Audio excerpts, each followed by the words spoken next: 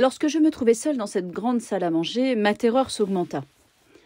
Il me semblait voir s'agiter les rideaux blancs qui pendaient devant les fenêtres, pareils à des linceuls. Cependant, ce n'était pas la crainte des morts qui m'agitait. Les moines et les abbés, dont j'avais foulé en passant les tombes, dormaient de leur sommeil béni, les uns dans leur cloître, les autres dans leur caveau. Mais tout ce que j'avais lu à la campagne, tout ce qu'on m'avait raconté à Caen, me revenait à la mémoire, et je tressaillais au moindre bruit. Le seul qu'on entendit cependant était le frémissement des feuilles, le murmure lointain de la mer, et ce bruit monotone et mélancolique du vent qui se brise aux angles des grands édifices et s'abat dans les cheminées, comme une volée d'oiseaux de nuit. Je restai ainsi immobile pendant 10 minutes à peu près, n'osant regarder ni à droite ni à gauche, lorsque j'entendis un léger bruit derrière moi. Je me retournai, c'était le Malais. Il croisa les mains sur sa poitrine et s'inclina. C'était sa manière d'annoncer que les ordres qu'il avait reçus étaient accomplis. Je me levai, il prit les bougies et marcha devant moi. Mon appartement, du reste, avait été parfaitement préparé pour la nuit par ma singulière femme de chambre, qui posa les lumières sur une table et me laissa seule. Mon désir avait été exécuté à la lettre. Un feu immense brûlait dans la grande cheminée de marbre blanc, supportée par des amours dorés. Sa lueur se répandait dans la chambre et lui donnait un aspect gai, qui contrastait si bien avec ma terreur qu'elle commença à se passer. Cette chambre était tendue de damas rouge à fleurs et ornée au plafond et aux portes d'une foule d'arabesques et d'enroulements plus capricieux les uns que les autres, représentant des danses de faune et de satyre dont les masques grotesques riaient d'un rire d'or au foyer qu'ils reflétaient. Je n'étais cependant pas rassurée au point de me coucher. D'ailleurs, il était à peine 8 heures du soir. Je substituai donc simplement un peignoir à ma robe, et comme j'avais remarqué que le temps était beau, je voulus ouvrir ma fenêtre afin d'achever de me rassurer par la vue calme et sereine de la nature endormie. Mais, par une précaution dont je crus pouvoir me rendre compte en l'attribuant à ces bruits d'assassinat répandus dans les environs, les volets en avaient été fermés au-dedans. Je revins donc m'asseoir près de la table, au coin de mon feu, m'apprêtant à lire mon voyage dans l'Inde. Lorsqu'en jetant les yeux sur le volume, je m'aperçus que j'avais apporté le tome second au lieu du tome premier. Je me levai pour aller le changer, lorsqu'à l'entrée de la bibliothèque ma crainte me reprit. J'hésitai un instant. Enfin, je me fis honte à moi-même, d'une terreur aussi enfantine. J'ouvris hardiment la porte, et je m'avançai vers le panneau où était le reste de l'édition. En approchant ma bougie des autres tomes, pour voir leur numéro, mes regards plongèrent dans le vide causé par l'absence du volume que par erreur j'avais pris d'abord. Et derrière la tablette, je vis briller un bouton de cuivre pareil à ceux que l'on met aux serrures, et que cachaient aux yeux les livres rangés sur le devant du panneau. J'avais souvent vu des portes secrètes dans les bibliothèques, et dissimulées par de fausses reliures. Rien n'était donc plus naturel qu'une porte du même genre s'ouvrît dans celle-ci. Cependant, la direction dans laquelle elle était placée rendait la chose presque impossible. Les fenêtres de la bibliothèque étaient les dernières du bâtiment. Ce bouton était scellé au lambris en retour de la seconde fenêtre. Une porte pratiquée à cet endroit se serait donc ouverte sur le mur extérieur. Je me reculai pour examiner à l'aide de ma bougie si je n'apercevais pas quelque signe qui indiquât une ouverture, mais j'eus beau regarder, je ne vis rien. Je portai alors la main sur le bouton, et j'essayai de le faire tourner, mais il résista. Je le poussai, et je le sentis fléchir. Je le poussai plus fortement. Alors, une porte s'échappa avec bruit, renvoyée vers moi par un ressort. Cette porte donnait sur un petit escalier tournant, pratiqué dans l'épaisseur de la muraille. Vous comprenez qu'une pareille découverte n'était point de nature à calmer mon effroi. J'avançai ma bougie au-dessus de l'escalier, et je le vis s'enfoncer perpendiculairement. Un instant, j'eus l'imagination de m'y engager. Je descendis même les 2 premières marches, mais le cœur me manqua.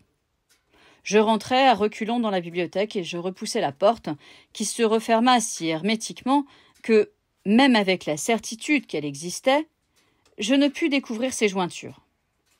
Je replaçai aussitôt le volume, de peur qu'on ne s'aperçût que j'y avais touché, car je savais qui intéressait ce secret.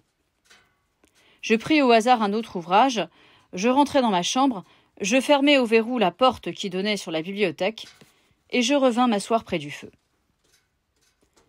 Les événements inattendus acquièrent ou perdent de leur gravité selon les dispositions d'esprit, tristes ou gaies, ou selon les circonstances plus ou moins critiques dans lesquelles on se trouve.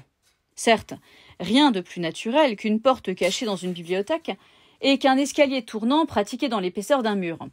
Mais si l'on découvre cette porte et cet escalier la nuit, dans un château isolé, qu'on habite seul et sans défense, si ce château s'élève au milieu d'une contrée qui retentit chaque jour du bruit d'un vol ou d'un assassinat nouveau, si toute une mystérieuse destinée vous enveloppe depuis quelque temps, si des pressentiments sinistres vous ont 20 fois fait passer au milieu d'un bal un frisson mortel dans le cœur, tout alors devient, sinon réalité, du moins spectre et fantôme. Et personne n'ignore par expérience que le danger inconnu est 1000 fois plus saisissant et plus terrible que le péril invisible et matérialisé. C'est alors que je regrettais bien vivement ce congé imprudent que j'avais donné à ma femme de chambre. La terreur est une chose si peu raisonnée qu'elle s'excite ou se calme sans motif plausible.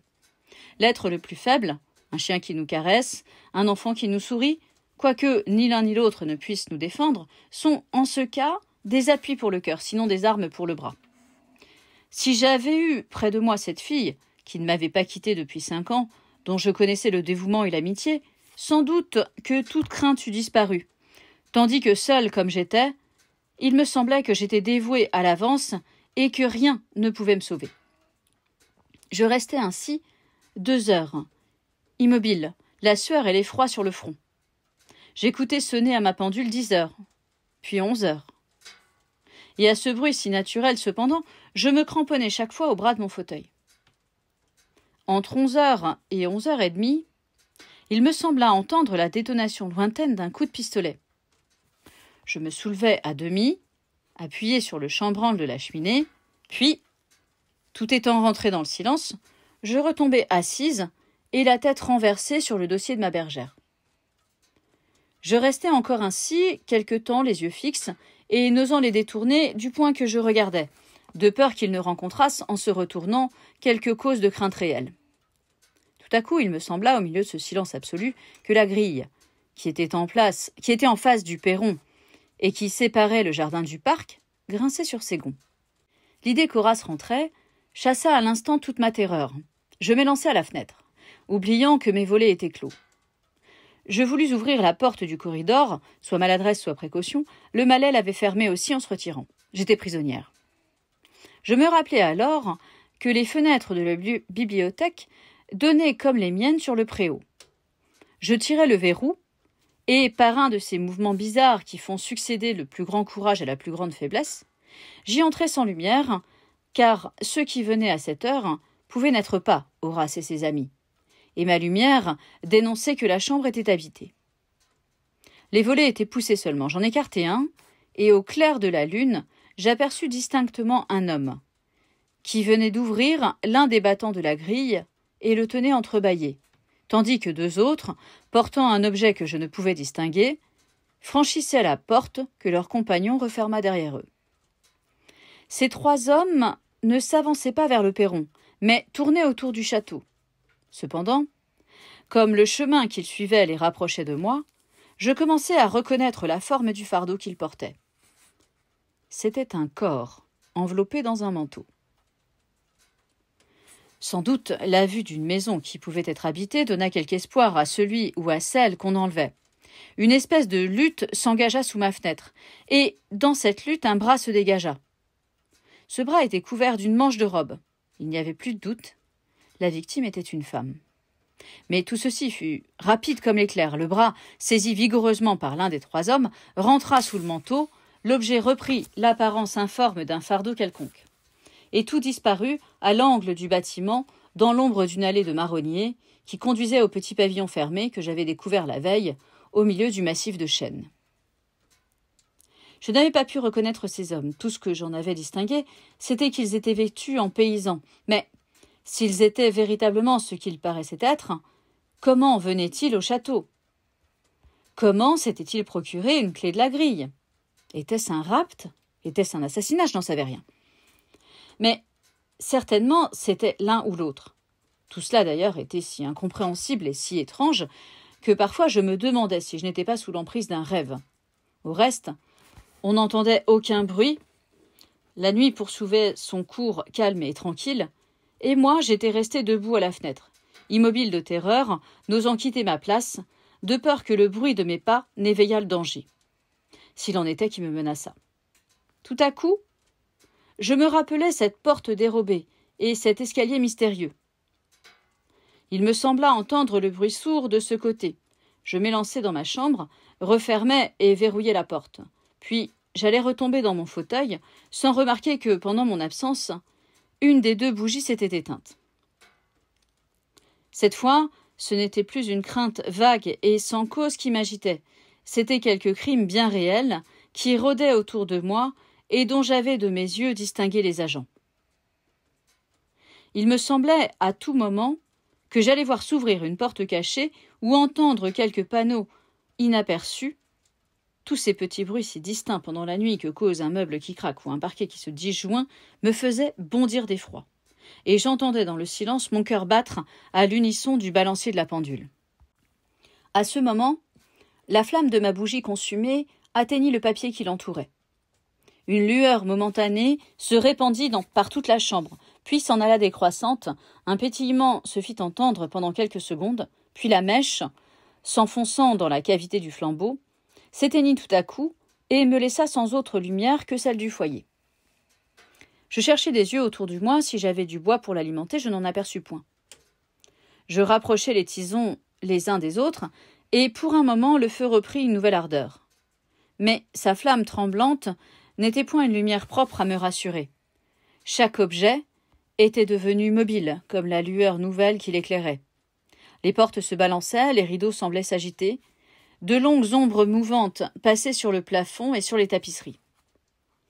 Je sentais que j'étais prête à me trouver mal. Et je n'étais préservée de l'évanouissement que par la terreur même. En ce moment, ce petit bruit qui précède le tintement de la pendule se fit entendre, et minuit sonna.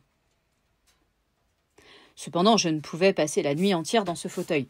Je sentais le froid me gagner lentement. Je pris la résolution de me coucher tout habillée. Je gagnai le lit sans regarder autour de moi. Je me glissai sous la couverture, et je tirai le drap par-dessus ma tête. Je restai 1 heure à peu près, ainsi, sans songer même à la possibilité du sommeil. Je me rappellerai cette heure toute ma vie. Une araignée faisait sa toile dans la boiserie de l'alcôve, et j'écoutais le travail incessant de l'ouvrière nocturne. Tout à coup, il cessa, interrompu par un autre bruit. Il me sembla entendre le petit cri qu'avait fait, lorsque j'ai poussé le bouton de cuivre, la porte de la bibliothèque. Je sortis vivement ma tête de la couverture et, le cou raidi, retenant mon haleine, la main sur mon cœur pour l'empêcher de battre, j'aspirais le silence, doutant encore. Bientôt, je ne doutais plus. Je ne m'étais pas trompé. Le parquet craqua sous le poids d'un corps. Des pas s'approchèrent et heurtèrent une chaise. Mais, sans doute, celui qui venait craignit d'être entendu, car tout bruit cessa aussitôt, et le silence le plus absolu lui succéda. L'araignée reprit sa toile. Oh, tous ces détails, voyez-vous. Tous ces détails, ils sont présents à ma mémoire comme si j'étais là encore, couché sur ce lit et dans l'agonie de la terreur. J'entendis de nouveau un mouvement dans la bibliothèque. On se remit en marche. En s'approchant de la boiserie à laquelle était adossé mon lit, une main s'appuya contre la cloison. Je n'étais plus séparé de celui qui venait ainsi que par l'épaisseur d'une planche. Je crus entendre glisser un panneau. Je me tins immobile et comme si je dormais. Le sommeil était ma seule arme. Le voleur, si c'en était un, content que je ne pourrais ni le voir ni l'entendre, m'épargnerait peut-être, jugeant ma mort inutile. Mon visage tourné vers la tapisserie était dans l'ombre, ce qui me permit de garder les yeux ouverts. Alors, je vis remuer mes rideaux. Une main les écarta lentement, puis, encadrée dans leur draperie rouge, une tête pâle s'avança. En ce moment, la dernière lueur du foyer, tremblante au fond de l'alcôve, éclaira cette apparition. je reconnus le comte Horace, et je fermai les yeux. Lorsque je les rouvris, la vision avait disparu, quoique mes rideaux fussent encore agités. J'entendis le frôlement du panneau qui se refermait, puis le bruit décroissant des pas, puis le cri de la porte. Enfin, tout redevint tranquille et silencieux. Je ne sais combien de temps je restai ainsi, sans haleine et sans mouvement, mais, vers le commencement du jour à peu près, brisé par cette veille douloureuse, je tombai dans un engourdissement qui ressemblait au sommeil.